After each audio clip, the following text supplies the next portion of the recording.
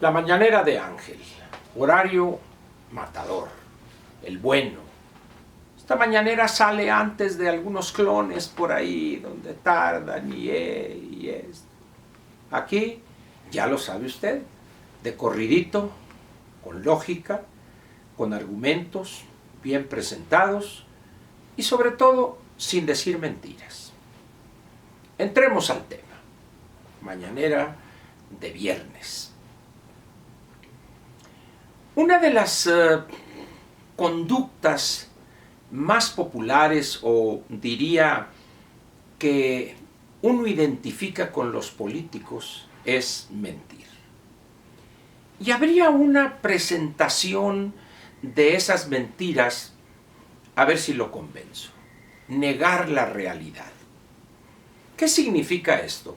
Bien, pongamos un ejemplo. Un presidente municipal en X o Y municipio de este país, o algún gobernador de un estado, el que guste usted, incluyendo la Ciudad de México, que no es un estado en el sentido correcto constitucionalmente hablando, pero la Ciudad de México más las 31 entidades federativas. Y en ese estado, o en cualquiera de esos 2000 y tantos municipios, hay una situación de violencia desbocada, una situación donde los grupos delincuenciales, los criminales, son los que realmente controlan la autoridad. Bien. Pero cuando a usted, que es alguno de esos presidentes municipales o algunos de esos gobernadores, le preguntan: señor licenciado, ¿en qué condiciones se encuentra su estado, el estado que usted gobierna? Permítame decirle, compañero, que el Estado está en completa paz, trabajando, produciendo y sirviéndole, en mi caso, al presidente de la República. Muy bien. Luego acudimos ante algún otro, un gobernador o presidente municipal, donde la violencia, los delincuentes de la CENTE, la CETEC, ya ve que ayer prácticamente destrozaron el Congreso del Estado en Guerrero, y por otro lado el gobierno de la República pidiéndoles prudencia y ellos en lo suyo, a destruir propiedad pública y hacer lo que les venga en gana. ¿Por qué? Porque viven en la impunidad completa, que les otorga una autoridad cobarde y, ¿cómo podríamos decirlo?, y temerosa de la reacción del presidente de la República si ese gobernador utiliza el monopolio legítimo de la violencia, agarra a los que destruyen la propiedad, les finca responsabilidades y los presenta ante un juez para que sea esta autoridad la que determine su situación. Pero ese gobernador o ese presidente municipal de Chilpancingo, en vez de reconocer la realidad, bueno, sí, compañero, le agradezco su pregunta, es muy interesante. Hubo algunos incidentes menores ahí que no pasaron de una piedra, un grito, pero Chilpancingo está en santa paz. Tranquilos, bajo el ejemplo que nos da el presidente de la República de ser tolerantes e incluyentes. Muy bien. Y así se va usted con autoridades, funcionarios, etc. ¿Cómo se le puede llamar a esa conducta? ¿Cinismo extremo? ¿O algo mucho más profundo que eso? ¿Alguna enfermedad mental de estos gobernantes? Repito, o es un cinismo que raya, valga la redundancia, en el cinismo, o es una enfermedad. Enfermedad que consistiría en pretender negar la realidad, la evidente, la que le pega a uno en la cara, pero negarla una y otra vez. Están los balazos, están las piedras, están las bombas Molotov, y él diciendo: todo está en paz. Hemos platicado con estos muchachos para que sean prudentes, para que recapaciten y se serenen y hagan esto o lo otro. ¿Le suena a usted esta imagen que estoy pretendiendo dibujar? Al final de cuentas, ¿Quién padece esa enfermedad o quién es cínico en extremo sale sobrando, es irrelevante, porque el sufrimiento mayor lo tiene el ciudadano de a pie, el propietario de esa tienda, de ese restaurante o la compañía propietaria de ese centro comercial, y en el caso de la propiedad pública es al final de cuentas todos los que con sus aportaciones, impuestos, tienen que pagar la reparación de esos daños causados por una turba de delincuentes que se hacen llamar o maestros o estudiantes. Sin embargo, ¿qué hacer ante eso? Aceptarlo de manera pasiva, decir, bueno, es que hay que esperar, lleva poco tiempo en el gobierno, hay que darle un poco más para que tome él las medidas y estos jóvenes inquietos, no criminales, Ángel, no son ellos violentos, simplemente están ejerciendo sus derechos. ¿Usted cree que es correcta esa actitud?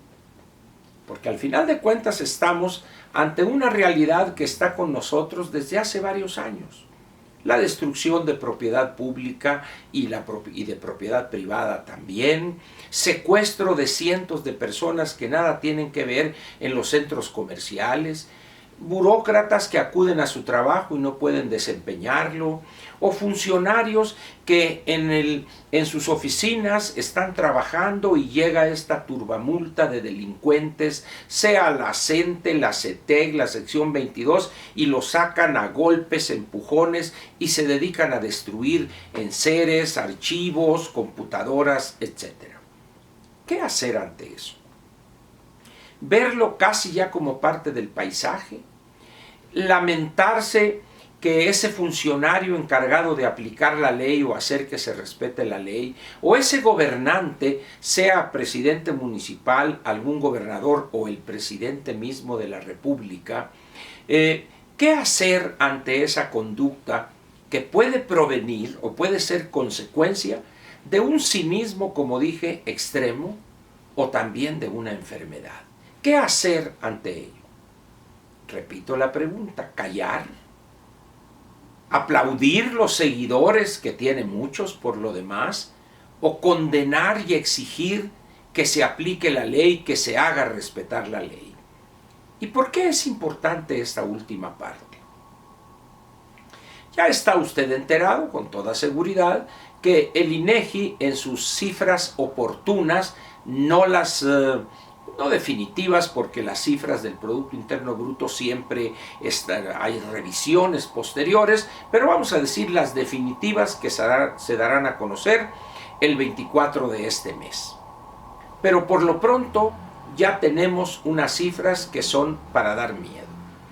Ese punto 2 negativo no presagia algo bueno para el país. Caída en el empleo formal, caída en la demanda, en el consumo, menos impuestos para el erario. Evidentemente eso significará un ritmo de crecimiento de la economía, una tasa de crecimiento del PIB menor, con todas las secuelas que traerá.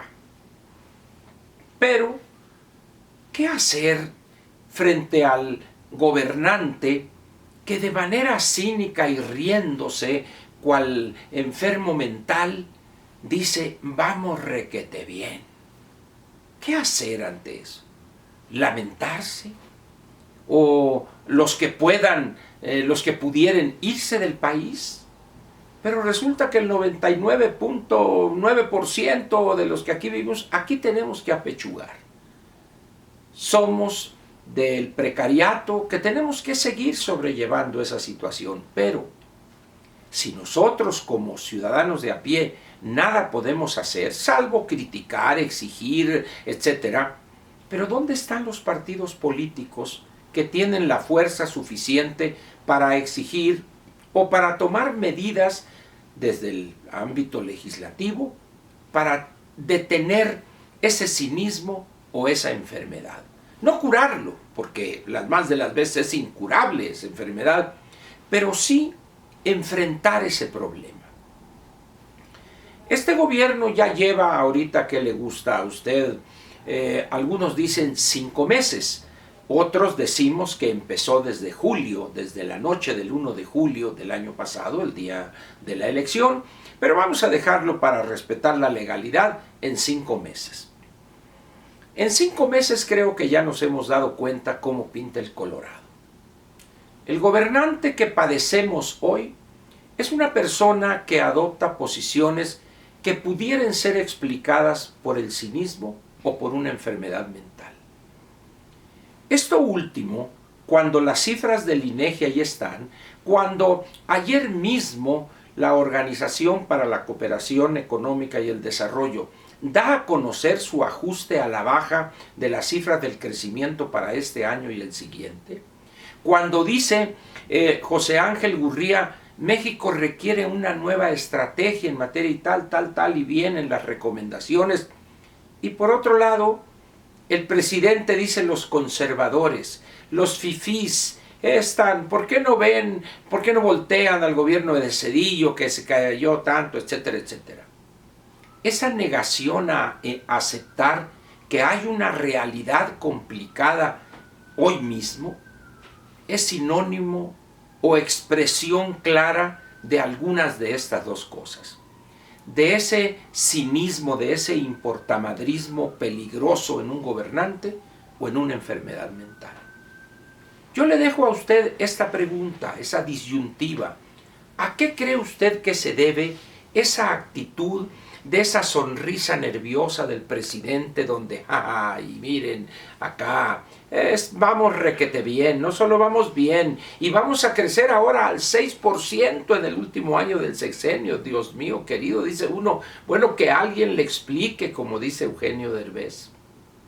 Por eso le dejo la pregunta en esta mañanera de viernes, para que le piense, ¿a qué se debe esa conducta que o es un cinismo extremo o es expresión de una enfermedad mental?